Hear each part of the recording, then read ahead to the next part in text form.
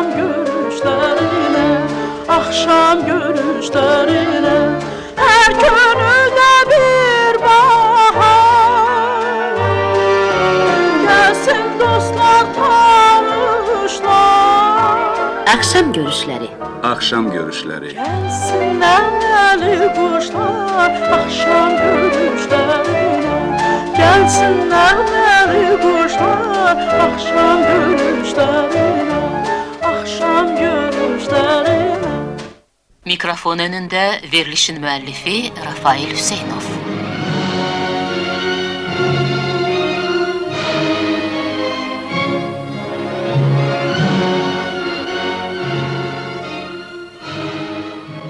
Axşamınız xeyir, hörmətli dinləyicilər. Bugünkü verilişimizi böyük yazıçımız Mirzə İbrahimovun xatirəsinə həsr edirik.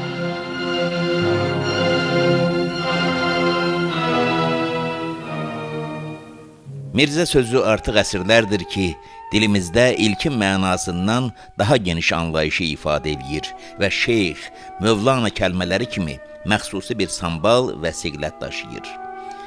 Fətəli Axundzadənin adı Mirzə deyildi. Ələkbər Sabir Tahirzadiyə ya Cəlil Məmmədquluzadiyə də valideynləri Mirzə adı qoymamışdı. Amma Mirzə sözü onların adlarının, soyadlarının, varlıqlarının ayrılmaz parçasına, uca şəxsiyyətlərinin hamının qəbul etdiyi sərrast təyininə çevrildi. Bu adı onlara xalq mühit bəxş elədi. Bu iftixarlı rütbəni onlara bu dühaların sadə insanlardan ziyaca, bilikcə, təfəkkür gücü baxımından üstünlüklərini seçdirmək məqsədi ilə el və qələm ənənəsi verdi.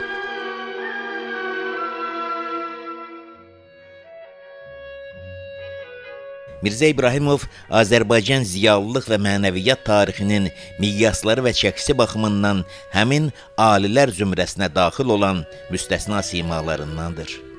Onu dünyaya gətirən ata-ana körpüyə Mirzə adı verəndə övladlarının haçansa bütöv millətin Mirzəsi olacağını çətin ki, ağıllarına gətirə biləydilər. O, dolanışıq, güzəran qayğıları ilə yaşayan kasıb külfətin balası idi. Lakin bu uşaq Allahın nəsib etdiyi fitri istedadın, ömrü boyu onu tərk eləməyən zəhmətsevərlik və məsuliyyət duyğusunun sayəsində bir kəndin deyil, millətin Mirzəsi ola bildi.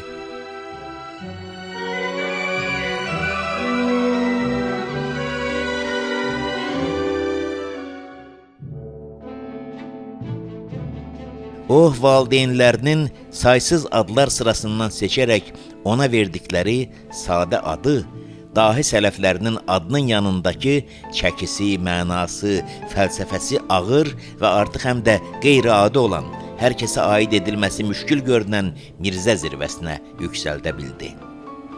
Mirzə İbrahimov qəlizdən qəliz, siyasi burulğanlarla dolu 20-ci əsr boyunca yaşadı və həyatı uzunu milləti, vətəni üçün çalışdı. Bir yazıcı, alim, ziyalı, ictimai xadim, dövlət adamı kimi xalqına və yurduna ləyaqətlə, sədaqətlə, yüksək peşəkarlıqla xidmət etdi. Eyni amallarla yaşayıb mübarizə aparmış bir çoxları həmin 20-ci yüzilin baş çıxarılmaz, mürəkkəb və məkirli siyasət dolanbacları və cəngəlliklərində qeyb olsalar, yarı yolda qalsalar, güc-cür müqavimətlər və sarsıntılarla üzləşsələr də, Mirzə İbrahimov daim göz önündə, ehtiramlı bir məqamda qaldı. O yalnız millət naminə faydalı işlər görmədi, həm də 10 illərcə bu şərəfli missiyanı durmadan yerinə yetirə bilmək üçün özünü çətin dövrlərin hər növ fəsadlarından qoruya bildi.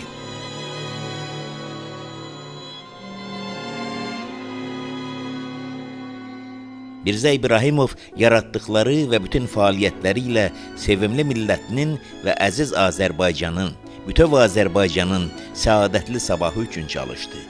Onun ömrünə Azərbaycanın 3 müstəqilliyi sığışdı. Azərbaycan Xalq Cümhuriyyəti elan ediləndə o hələ uşaq idi. Ancaq Cənubi Azərbaycanda milli hökumət qurulanda Mirzə İbrahimov həmin hadisələrdə fəal iştirak edənlərdən biri idi.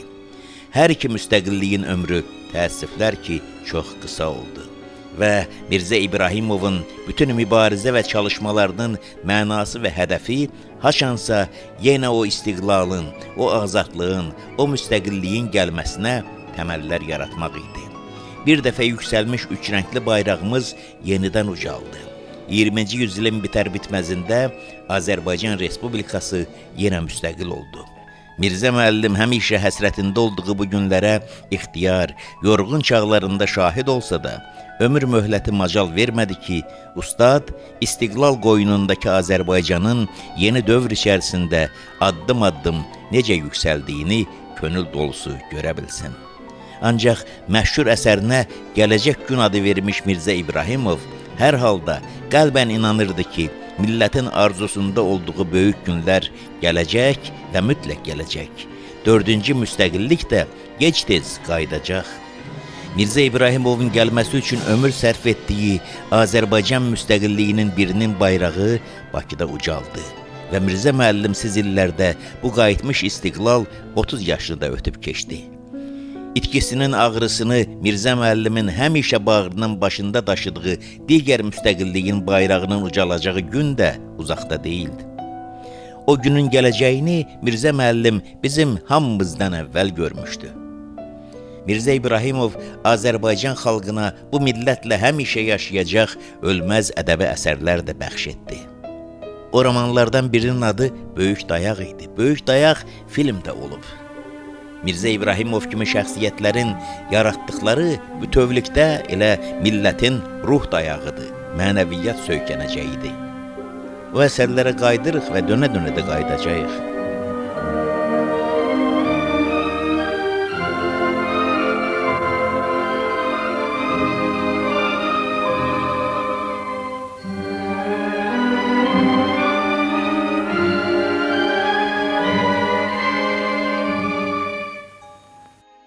Bu axşam dəyərli ədibimiz Yusif Həsən bəyin Mirzə İbrahimovla bağlı xatirələrini sizə təqdim eləyəcəyik. Mirzə İbrahimov haqqında çoxlu kitablar, məqalələr, əsərlər yazılıb. Ancaq bu xatirələrdə Mirzə İbrahimovun nurlu surəti bizə biraz da yaxından görünür. Və bu xatirələr boyu ara-sıra Qurban Pirimovun ifası səslənəcək. Çünki Qurban Pirimovla Mirzə İbrahimov çox yaxın idi. Yaxın idi ona görə ki, bir ailənin üzvü idilər. Ömürgün yoldaşının atası idi Qurban Pirimov. Bu axşam söhbətimiz boyu unudulmaz bəstəkarımız Sevda İbrahimovanın mahnılarından parçalar səslənəcək. Səbəbsiz deyil, Sevda xanım Mirzə İbrahimovun qızı idi.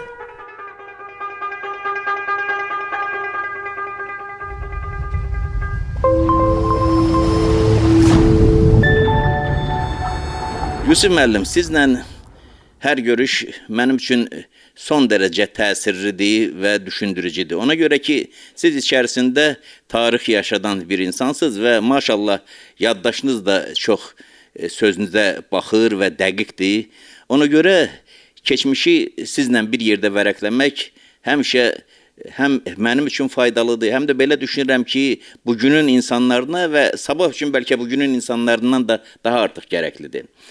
Sizin ömrünüzdən çox insanlar keçib və bunların içərisində bizim ədəbiyyatımızda, mədəniyyətimizdə, mənəviyyatımızda xüsusi yeri olan insanlar var və onların əksərini əlbəttə biz kitabdan, dəftərdən, nə bilim, filmdən, müxtəlif yazılardan tanıyırıq. Amma yaxın məsafədən, o nəfəs duyacaq qədər yaxınlıqdan o insanları görmək və göstərə bilmək bir başqa məziyyətdir. Mirzə İbrahimov sadə bir figura deyildi Azərbaycan gerçəkliyində, Azərbaycan mədəni həyatında, Azərbaycan elmi həyatında, Azərbaycan ədəbi həyatında. O fırtınalı zamanların içərisindən keçmişdi və o fırtınalı, çətin, cürbəcür döyüşlərin, yəni elə ona elə döyüş sözü ən yaxşı yaraşır ki, o siyasi mübarizələr ki vardı, o elə bir başqa bir döyüş idi də, nə qədər insanları qurban apardı getdi.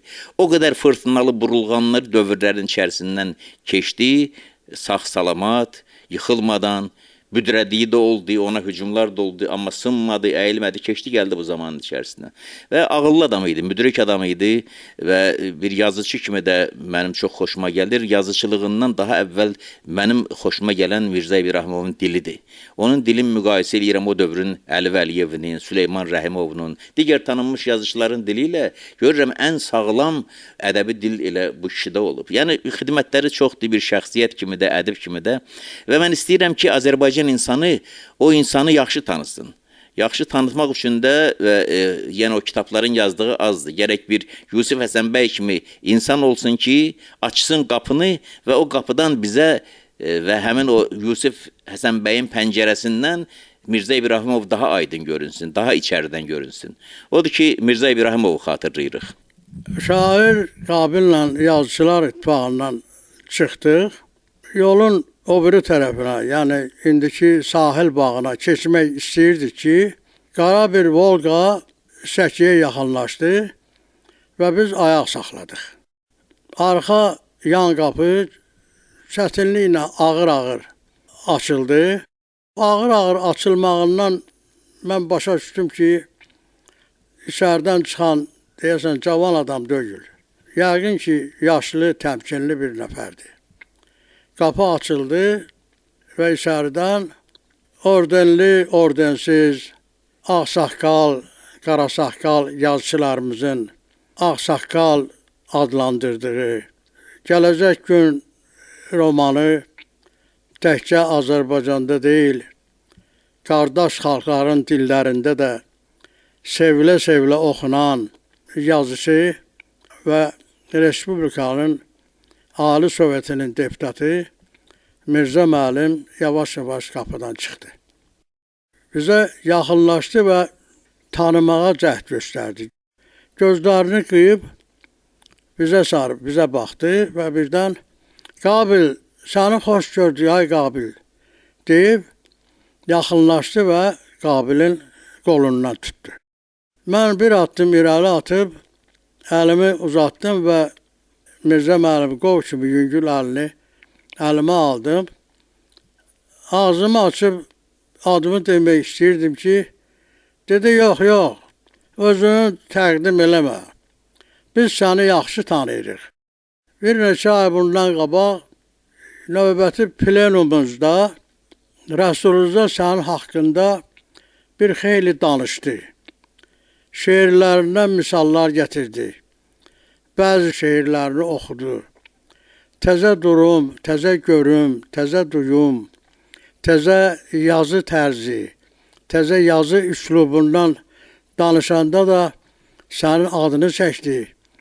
Biz səni tanıyırıq və mən həmişə sənin imzanı izləyirəm, təzə əsərlərini oxuyuram. Çox yaxşıdır, sevinirəm. Özlədim səni dilbər, çox gözlədim gəlmədin. Gözlədim səni dilbər, çox gözlədim gəlmədin. O vaxtdan keçdilər, mən rahatlıq bilmədim. O vaxtdan keçdilər, mən rahatlıq bilmədim.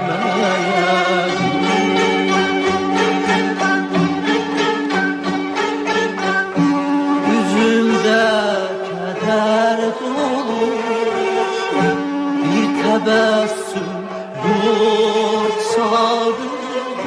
Saçlarıma dən düşdü, gözüm yollarda qaraldı.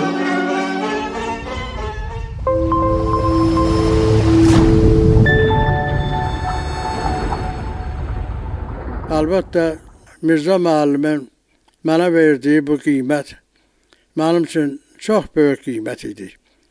Çünki Mirzə müəllim bayaq dediyimiz kimi təkcə ağsaqqal deyildi. Mirzə müəllim oturuşlu yazıcı idi və Mirzə müəllimin hər kəlməsi, hər sözü çox qiymətli idi bizim üçün. Xüsusən belə cavanlardan biri də mən idim. Mirzə müəllim dedi, Qabil, necəsən, nə yazırsan? Dedi, Mirzə müəllim, yazdıqlarımı oxuyursunuz da, sən Allah, necə yazıram mən, inkişaf var məndə. Heç bu şehirdən o biri şehirə keçəndə siz məndə bir inkişaf görürsünüz. Yəni, soruşuram ki, əsərlərim yaxşıdır da yəqin ki, duzlu deyə belə cəmaat oxuyur ya oxumur mənə şeirlərimi. Mən onu bilmək istəyirəm, bəlkə siz mənə bir söz deyəsiniz, Mirzə müəllim. Dedi, niyə demirəm ki, mənim bu saat qoltuğumda sənin mehvarə poemam məndədir. Azərbaycan jurnalından onu mənə veriblər ki, mən də fikir söyləyim əsər haqqında. Hə, bax, nə yaxşı oldu? Fikrinizi deyin də, Mirzə müəllim. Hələ orada o kiməsə deyəcəksiniz, mənim fikrim mənə lazımdır da ki, mən gələcəkdə baxım görüm, necə yazım ki, daha yaxşı yazım. Əşir, sizə çatmaq olmaz, Mirzə müəllim. Sizə nə var ki, Ali Sovetin sədri, maşın 600-da, dövlət telefonlar vur, əlinizin altında, qəşəng katibələr qulluğunuzda, sizin hər şeyiniz var da, indi mən nə tər eləyim, axı, bizim də hər şeyimiz olsun da, Mirzə müəllim. Bəs mənim hər şeyim hava olacaq. Mən yazıram, işləyirəm. Mirzə müəllim təmkinlə cavab verdi ki, Qabil, əsas məsələ istedad və işləməkdədir. Sən istedadlı adamsan, özün də işləyən adamsan, zəhmətkeş adamsan. Mən sənin əsərini oxumuşam. Ancaq mən əsər haqqında, yox, deyin mənə da, indi o əsər nə var axı orada? O əsər çapa gedəcək də yəqin ki. Sizin sözünüzdən sonra əlbəttə gedəcək. Amma sonra nətər olacaq, necə qəbul eləyəcəklər? Mirzə müəllim dedi ki, mən 2 gündən, 3 gündən bir Ali Sovetdə qanunlar təsdiq elətdirirəm. Deputatlar o qanunları müzakirə edirlər. Biz qanunlar qəbul edirik. Bizim yazıçılığımız işində də qanunlar var. Redaksiyanın sirrini mən sənə verə bilmərəm. Mən sənə bu barədə əsərin haqqında bu qədər dedim, daha başqa nə deyim sənə, ay Qabil? Yox, siz hələ demin də, nəsə yazdığınızı siz verin mənə, mən aparım verim, kimə redaktora mən verirəm. Deyir, onda belə çıxır ki, arada oxuyacaqsan, görün mən nə yazmışam. Onda bu redaksiyanın seyrin gənə yaymaq oldu, Qabil. Amma o var ki, mehbarə obrazının bugünkü qızlarımıza çox yaxınlığı var. Onun eşqi təmiz eşqdir, ülvi eşqdir. Deyək ki, Leyli eşqidir. Leyli əlbəttə Leylini Məcnuna vermədilər. Başqasına ərə getdi. Amma Leylinin məhəbbətinin böyüklüyü bir də ondadır ki, Leyli elə Məcnunun dərdini çəkə-çəkə öldü. Sənin mehbaran belə təmiz, müasir, sevilən bir obrazlardan biridir. Mən elə bilirəm ki, bütün qızlarımız ona oxşamağa çalışacaqlar. Mirzə müəllim, çox sağ ol. Yox, cəhərçəndir, ədəbiyyatımızda bu mövzuda bir əsər var. Səməd Vurğunun poeması oxumuşuq biz vaxt ikən. Ancaq nə ola bilər ki, bir mövzu haqqında müxtəlif yazıçılar yaza bilərlər. Tək ki, hər kəsin öz üslubu olsun, öz yolu görünsün, öz ustalığı çıxsın ortalığa. Mən gördüm ki, Mirzə müəllim artıq yorulub və hiss elədim ki, Mirzə müəllim yavaş-yavaş deyəsən dodaqları da əsir. Mən Qabili ayırmaq istədim bu söhbətdən. Çünki Mirzə müəllimi yormaq, əsəbləşdirmək, onun qədərindən artıq yükləmək də olmazdı. Mən ona görə Qabilin qoluna girdim. Dedim ki, Qabil, Mirzə müəllimin işi var.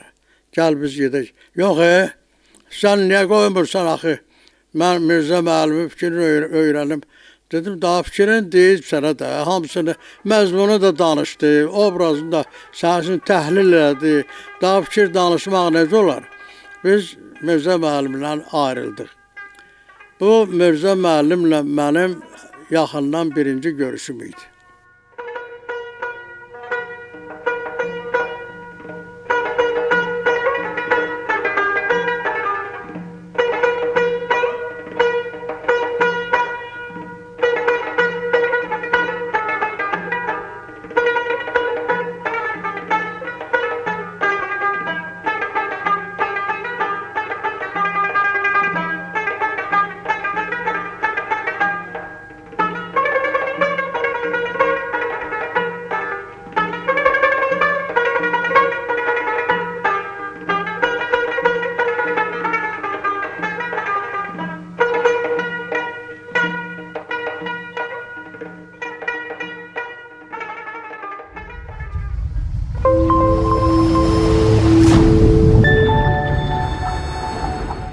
Mən Azərbaycan Lenin adına Dövlət Pedaqoji İnstitutunun tələbəsi idim.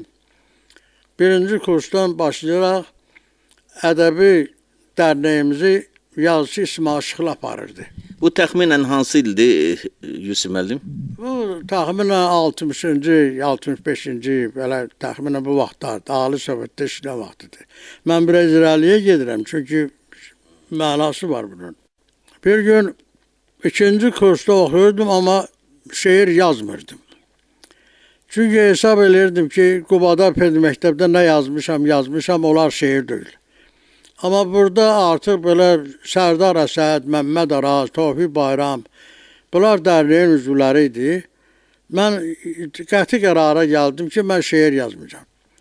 Amma ikinci kursda bir gün institutun o lövhələr yazılan mərtəbəsində gördüm ki, yazılıb şeir gecəsi, gənc şairlərin çıxışları sabah olacaq. Mən bu gecə gəldim, oturdum yataqxanada, işıqları söndürdülər. Xahiş elədim, yandırın mənə şeyim, dedilər, hələ şey yoxdur, biz yatmalıyıq. O pəncərədən düşdü o eyvanın işığı, o işığında mən şeir yazdım. Və sabah mən səhəri günü o feyir gecəsində şeiri oxudum. Şeiri oxudum, zal demək olar ki, patlayırdı. Çünki tələbəlik həyatından idi mənim şeirim. Şeirin məğzi budur ki, yəni tələbə ikən mən kəndimizə qayıdıram və ev ki, əlim boşdur, mən üzqara gedirəm. Məni qarşılayanların üzünə necə baxacam? Gəlirəm və qarı deyir, xoş gəlmişsən, nə gətirin, çamadanı atıram, içindən dəftər kitabım çıxır. Bu əsl tələbələrin həyatı idi, ona görə mənə ikinci dəfə şeir oxutdular. Bir neçə gündən sonra mən şeirin nüsxəsini İsmail müəllimə götürdü məndən. 2 gündən sonra İsmail müəllim mənə dedi ki, sən bir yazıçılar ittifaqına get, Azərbaycan jurnalına. Orada Bölgəli Qasımzadə var, İsa Hüseynov var. Onlarla görüşərsən, tanış olarsan. Onlar bizə gəlmişdilər, əlləri dinc durmadı. Eşikdən daxilından, stolun daxilından çıxartdılar, sənə şeiri də oxudular. Xoşlarına gəlib, get tanış ol. Getdim, Salam Qədizadə, İsa Hüseynov, Bölgəli Qasımzadə də oradaydı. Bölgəli müəllim mənə görən kimi dedi, yəqin sən İsmail müəllim göndərib səni. Şeiri oxumuşuq, Əli müəllim də oxuyub. Və o yandan səs gəldi ki, nə danışırsınız, kimdir gələn? Bölgəli müəllim dedi ki, şair Yusuf Həsənbəy gəlib. Bir baxım ona bu yana, bir çıxsın görük. O arakəsmə arxasında oturmuşdu. O da çıxdım, gördüm, dedi, çox yaxşı şeir yazmışsan, yığcam da hələ bu belə şeirlərdən yaz. Belə şeirləri yaz, özü də bizə getirginən. Biz onu çap eləyəcəyik. Burada oldu, söhbət qutardı. Bir neçə ay, bir neçə gün, bir müfəhtə keçdi. November jurnalında Stalinin yaxın silahdaşı Jdanovun bir xatirə yazısını oxudum. Jdanov yazırdı ki, 9-cu qurultayın gedişi başlanğıc hələ təzəcə başlayırdı ki, yerdən bir fəhlə, bir deputat durdu. Dedi ki, bugün Vladimir İliç Leninin anadan olan gününə təsadüf edir. Biz bu qurultayı Lenin qurultayı adlandıraq. Yerdən alqışlar oldu filan, fakt buydu. Mən bu fakt əsasında şeir yazdım. Şeir yazdım, gəldim yazıçılar falan, Azərbaycan jurnalına, bölgəyə gənə oturub, o birilər də buradadır. Bölgəyə durdu, qarşıladı, dedi, nədir? Xeyr, şeir gətirmişəm mən. Dedim, gətirmişəm. Gəl içəri, nədir o? Gəl, Əli müəllimlə qulaq assın, oxu şeiri. Şeiri oxudum, Əli müəllimlə qulaq astı. Dedi, salam, şeir əlimizdəki nömrəyə gedir. Salam dedi ki, Əli müəllim, mən nömrəni tutmuşam. Hər nömrə də mənə elə öz balam kimi, əsərim kimidir. Mən təzədən necə dağıdım, nətər eləyim. Dedi, salam, bizim o sənin tutduğun nömrə nəyə həsr olunub, hansı aydır? Oktyabr inqilabına həsr olunub. Bəs Oktyabr inqilabının yaradıcısı Lenin haqqında şeiri biz çap eləməyək ki, sənin jurnalın bağlamısan doludur. O şeiri biz çap eləməliyik həmin nömrədə. Salam müəllim dedi ki, sığışdıra bilmərik biz bu dolub nəsə çıxartmalıyam. Dedi, çıxartmaq lazımdır. O şeiri ora birinci səhifələrə sal, şeir çap olunsun, bir neçə sətir filan səhifə artıq olarsa, mən nəşriyyatla danışaram, bunu həll edəyəm.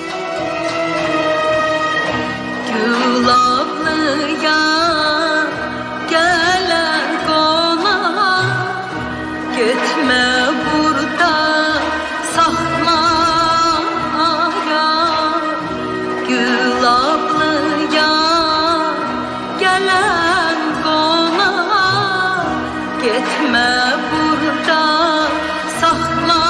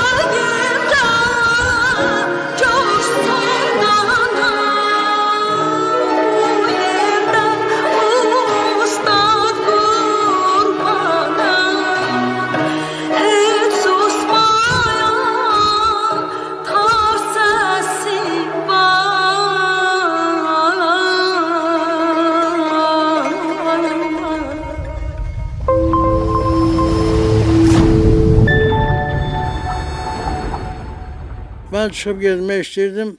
Bölgə müəllim dedi ki, deyən bir də.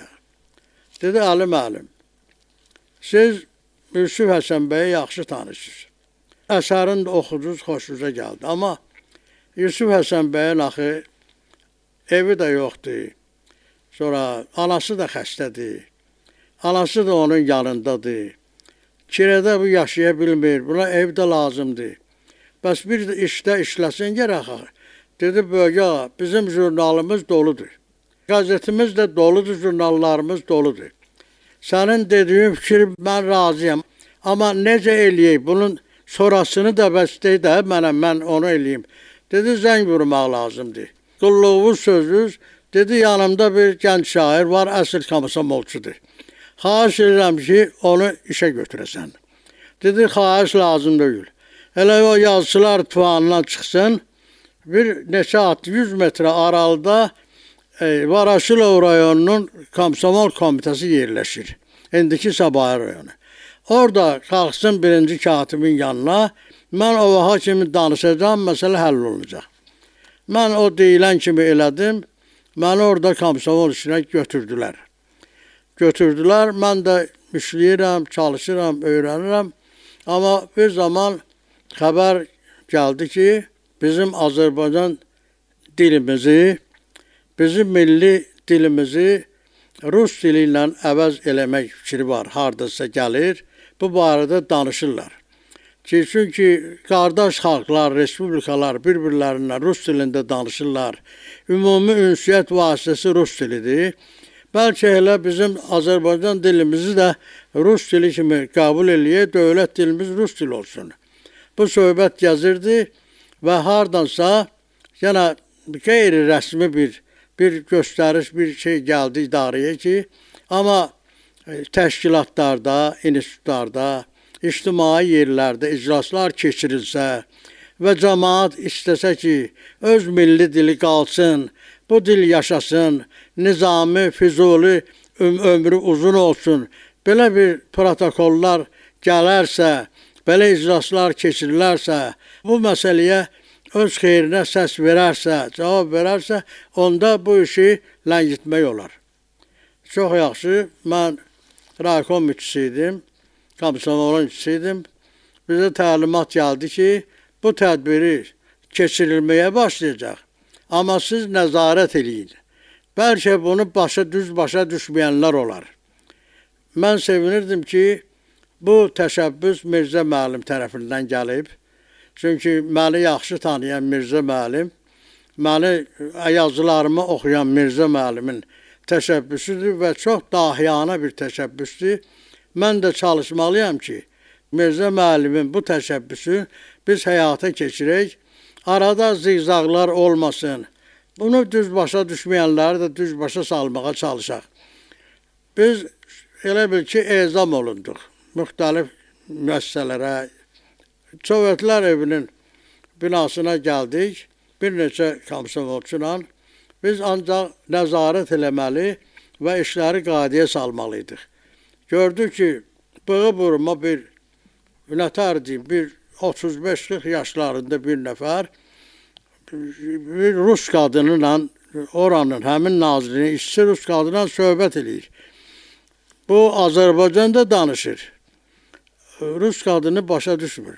Deyir ki, mən dağdan gəlmişəm, Rus dilində danışa bilmirəm. Mənim pensiya məsələmi həll eləməlidirlər. Amma mən sizə deyirəm, siz də xahiş edirəm, ölçü götürün. Azərbaycan dili bilməyən qadın çox əziyyət çəkirdi. Ora-bura boylanır, baxır, bir Azərbaycan dili bilən bir rəfiqəsini çağırmaq istədi, tapa bilmədi. Amma bu adam biraz da bərkdən qışqırır, şey eləyir, tələb eləyir, soruşur. Biz yaxınlaşdıq, dedik, ay yoldaş, belə olmaz axı, bu nə rəftardır? Sənə lazım olan məsələni başqa bir yerdə də danışa bilərsən, başqa bir adama da danışa bilərsən. Ümumiyyətcə, bu zaman şəhərin içində də, avtobusda, trolleybusda, piyadalar gəzən yerdə də belə-belə hadisələrə biz rast gəlirdik. Və çox təəssüf ki, bu hadisələr var idi. Və bu hadisələrin nəticəsi olaraq Moskvaya məktublar getdi. Mirzə müəllimlə şikayət elədilər birbaşa. Bu məktubların sayı artdı. Nəticədə əlbəttə yaxşı nəticə alınmadı. İncili düşdü araya. Onda Mirzə müəllim Pravda qəzetində böyük bir etiraf məqaləsi ilə çıxış elədi. Çıxış elədi, xahiş elədi ki, bəlkə bunu başa düşməyənlər olub. Bəlkə bunu düz başa düşməyiblər. Amma bizim hörmətimiz var Rus dilinə də, bilana da, amma dilimiz qalmağı məsləhət. Çünki cəmaat bizə öz dilini qoruyub saxlamağa səs verdilər. Mən Mirzə müəllimin qəhrəmanlığını bir də burada gördüm.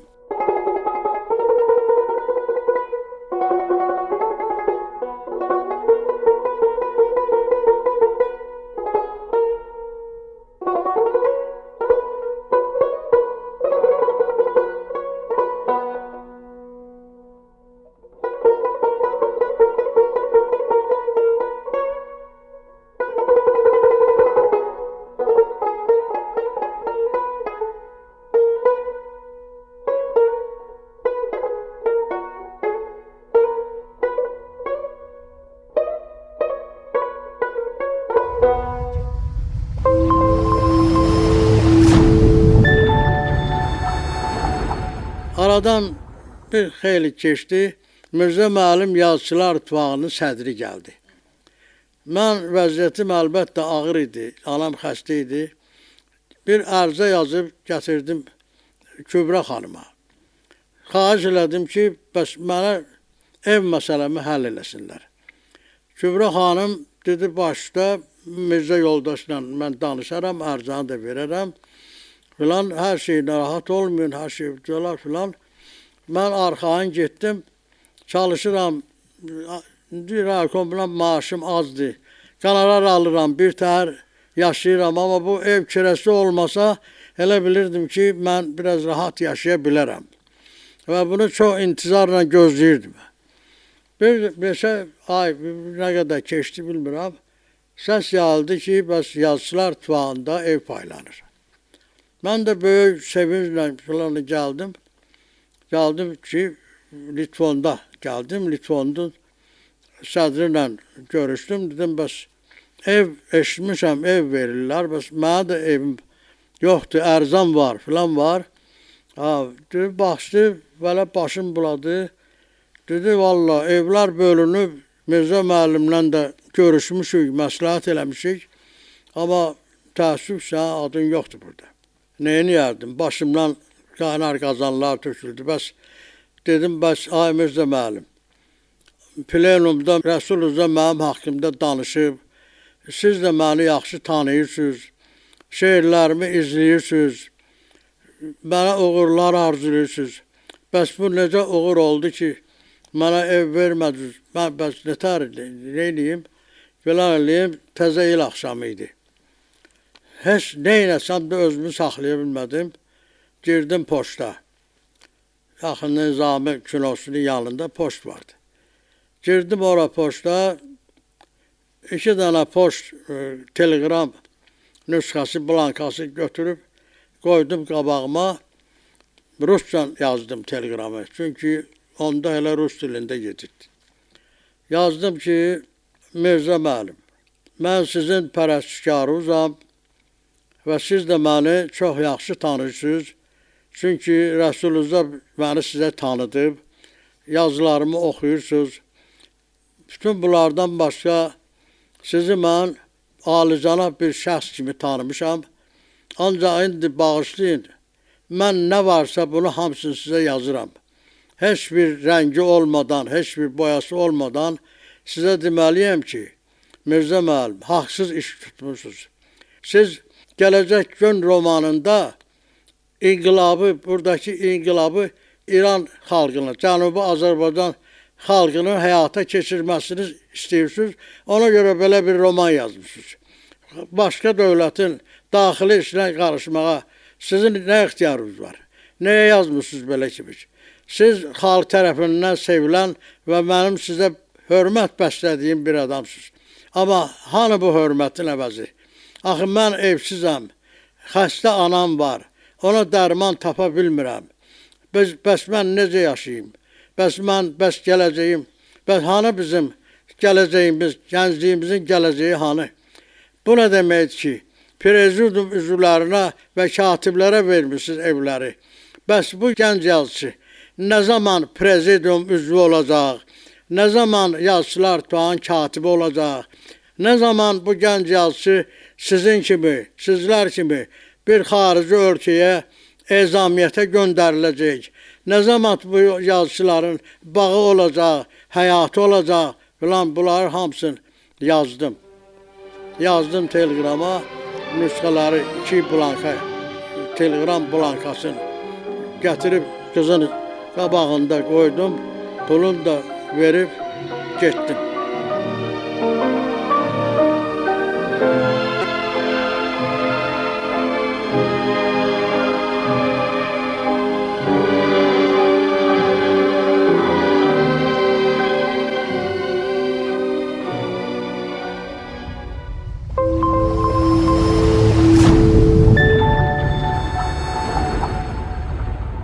Gecə yata bilmədim, peşman oldum əməlimlə. Dedim, hər nə olmuşdur. Mən axı o kişiyə bu qədər qəddarlıqla gərək mən yazmayaydım. Sonra da öz-özümə dedi, bəs mən neynəməliyəm axı? Bəs bu kişilər də niyə mənim vəziyyətimi başa düşmürlər? Niyə mənə qarşı belə laqeyd olublar? İş günü başlayanda gəldim. Kübra xanım yox idi. Qapını açıb girdim, Mirzə müəllim oturmuşdu. Girdim içəri, salam verdim. Təzə il mübarək Mirzə müəllim. Məni bağışlayın dedim, gördüm üzünü çöyrü pəncərəyə, pəncərədən bağa baxır, bağ tərəfə baxır. Gənə nə isə dedim, gənə gördüm özümdə deyiləm. Mirzə müəllim məni eşitmək istəmir.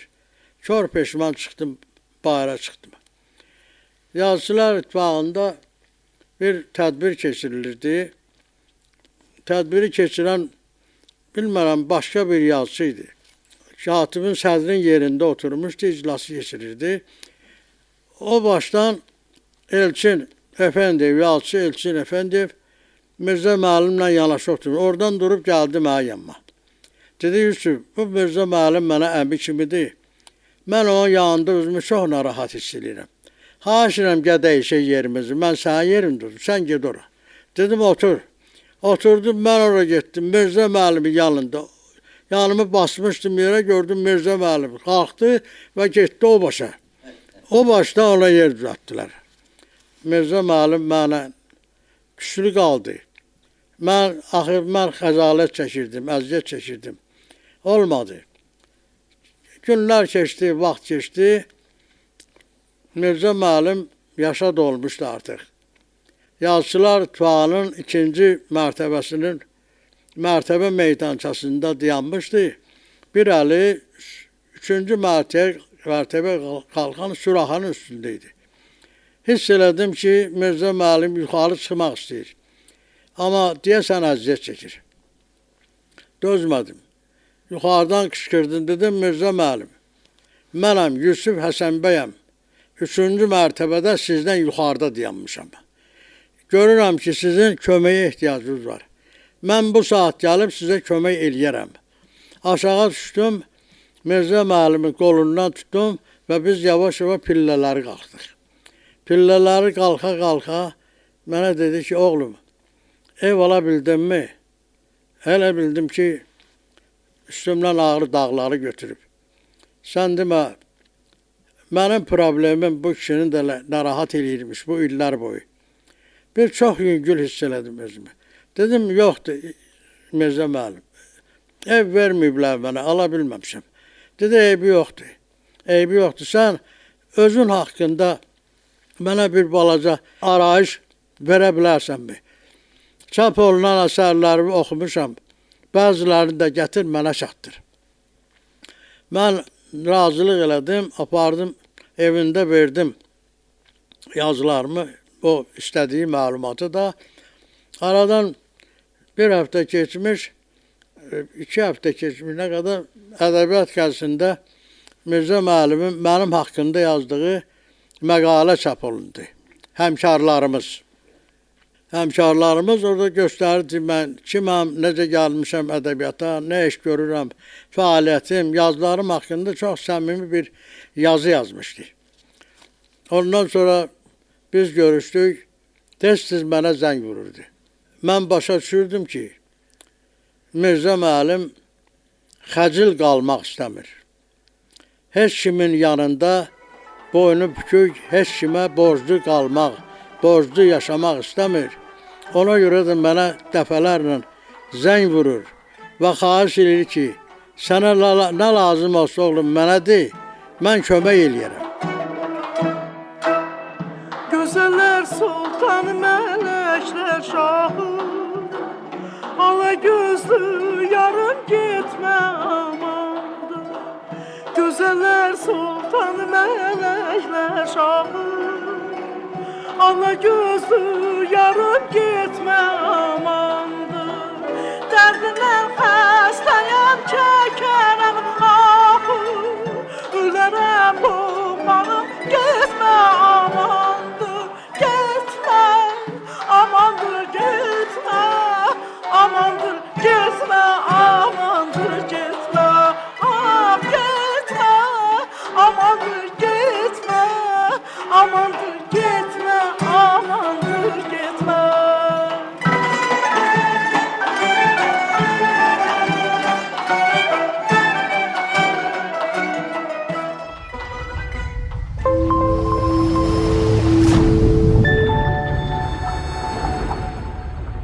Bir neçə gün və yaxud ay keçdi, Litvonda başqa bir sədr vardı. O mənə zəng vurdu. Dedi ki, bir zəhmət olmasa Yazıçılar İttifaqına gəl, ginən yanıma gəl, Litvonda gəl.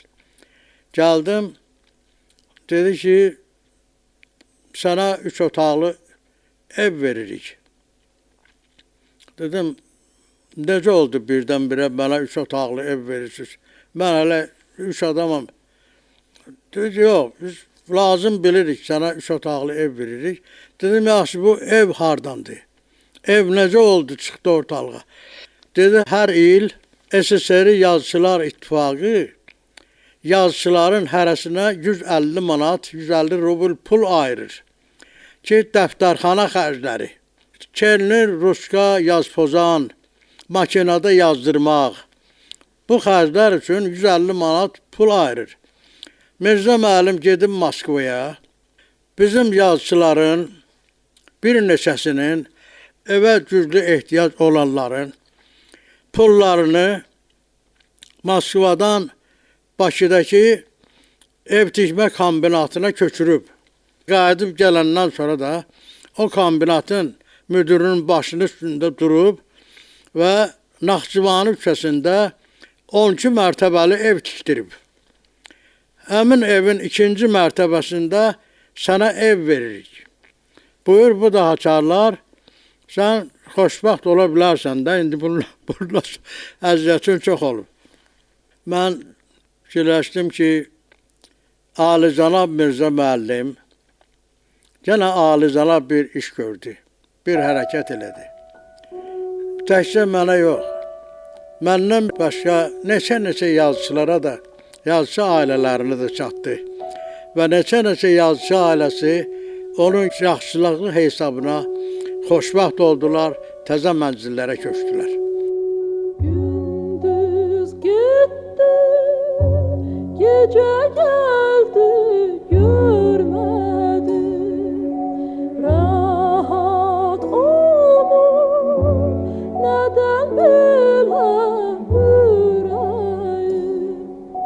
Yah darıkım, yah sevinim. Sinemde bülbül kimi dile gelir yüreğim. Gah darıkım, gah sevinim. Sinemde bülbül kimi dile gelir yüreğim. Dile gelir yüreğim.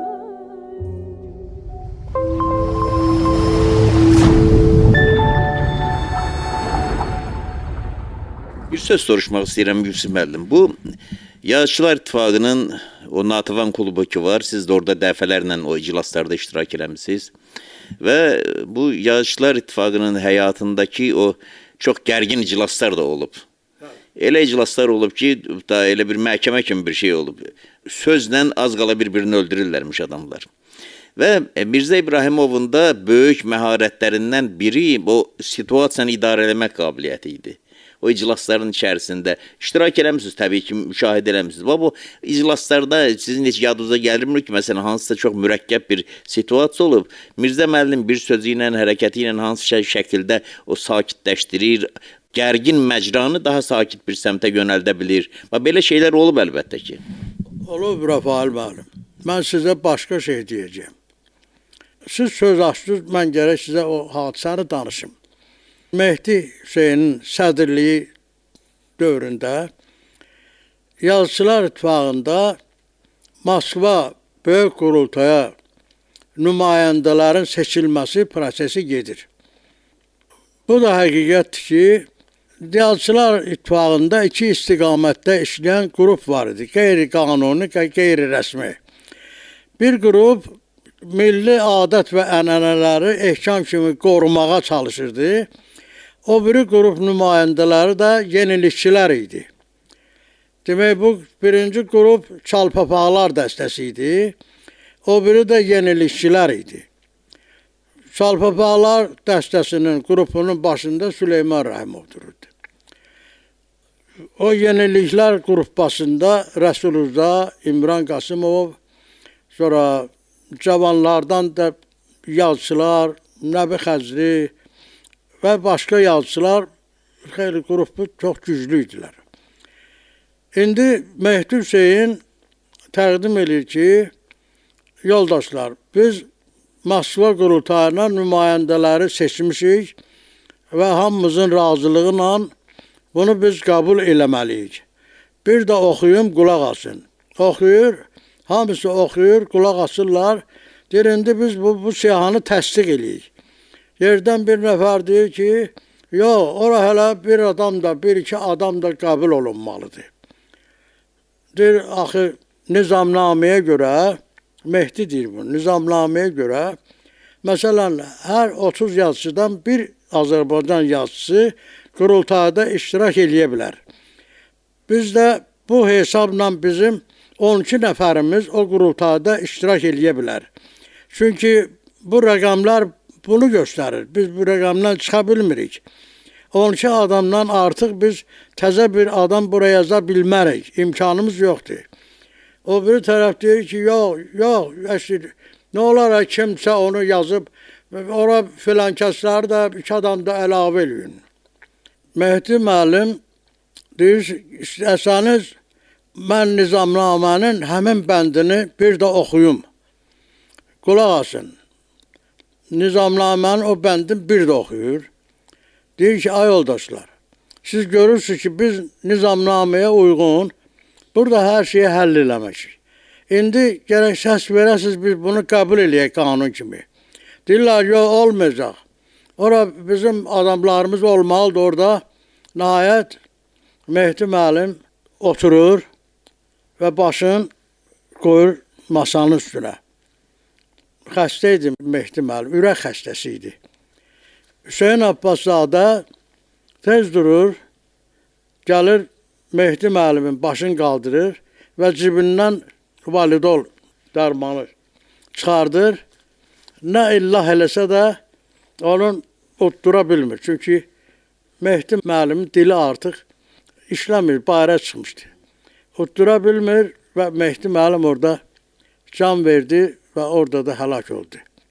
Xoşa gəlməz hadisə baş verdi. Adamlar, yazıçılar, o prezidium üzvləri falan hamısı dağıldılar, getdilər. Çıxdılar, getdilər, amma Mirzə müəllim heç yana getmədi. Hətta bəziləri ad çağırdı ki, yaxşı, getməyin. Bu bizim dostumuzdur. Bu vəziyyətdə bunu qoyub getmək olmaz. Bir-iki nəfər kimsə qaldı, qalan prezidium üzvləri hamısı getdilər. Yuxarılara xəbər çatdı. Bu gecə Mirzə müəllim təzədən oturub prezidium üzvlərinə zəng vurdu. Zənglə başa saldı ki, xalq bizə nə deyər? Biz Mehdi Hüseyni dəfn eləməliyik. Biz orada iştirak eləməliyik. Xalq bizi görməlidir. Bax, belə sözlərlə prezidium üzvlərinin bir neçəsini yığdı. Onlar və niyə gəlmək istəmirdilər ki? Qorxudan ki, hadisə törənib, hadisə baş verib, bunları sorğu-sual eləyərlər. Necə oldu, filan oldu, həbs eləyə bilərlər, filan qorxudan gələ bilmirdilər. Amma Mirzə İbrahimov onları başa saldı ki, burada qorxulu heç bir şey yoxdur. Bu məsələ baş verir, hadisə baş verib. Biz dostumuzu, yazıcımızı yüksək səviyyədə dəfn eləməliyik. Bax, Mirzə müəllimin ağsaqqallığı bir də burada özünü göstərdi. Belə bir şəxsiyyət idi Mirzə müəllim.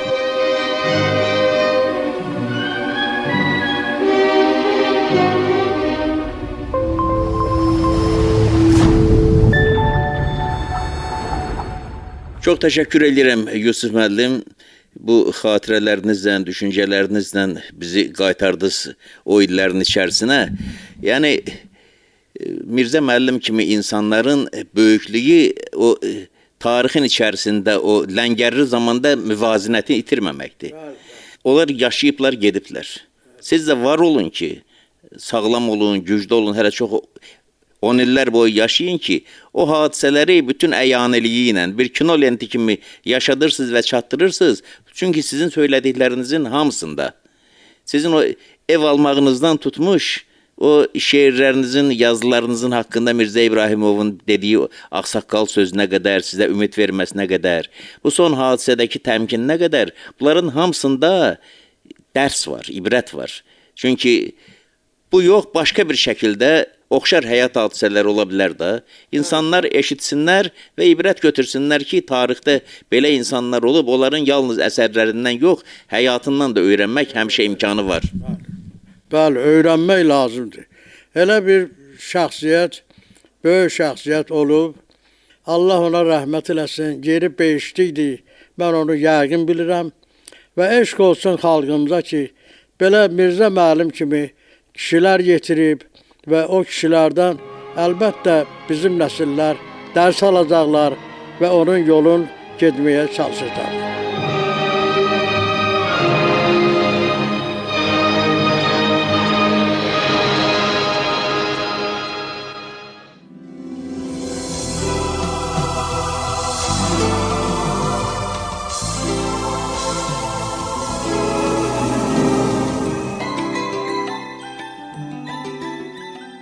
Mirzə İbrahimov xalqın həyatını, ruhunu, dilini yaxşı bildiyindən əsərlərindəki surətlər də xalqın içindən çıxmış sadə insanlar olmaqla, bütün ölçüləri ilə xalqın özü idi.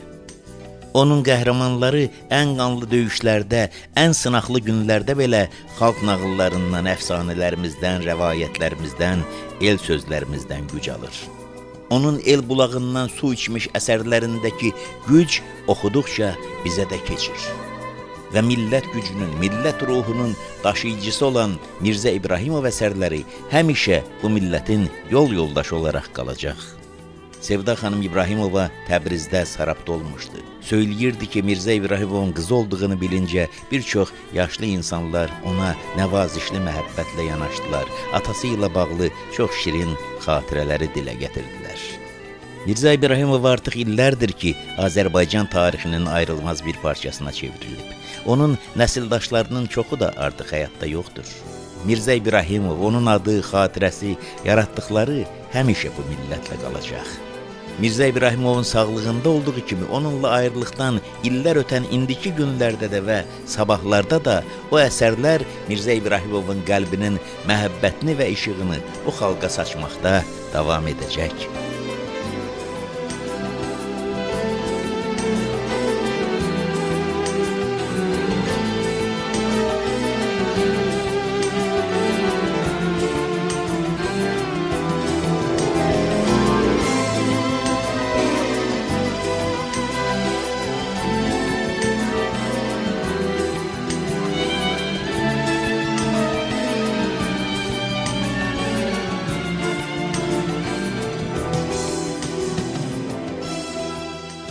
Hörmətli dinləyicilər, axşam görüşlərinin böyük yazıçımız Mirzə İbrahimovun xatirəsinə həsr edilən buraxılışı sona çatır. Mən hamınıza uğurlar diləyirəm, salamat qalın.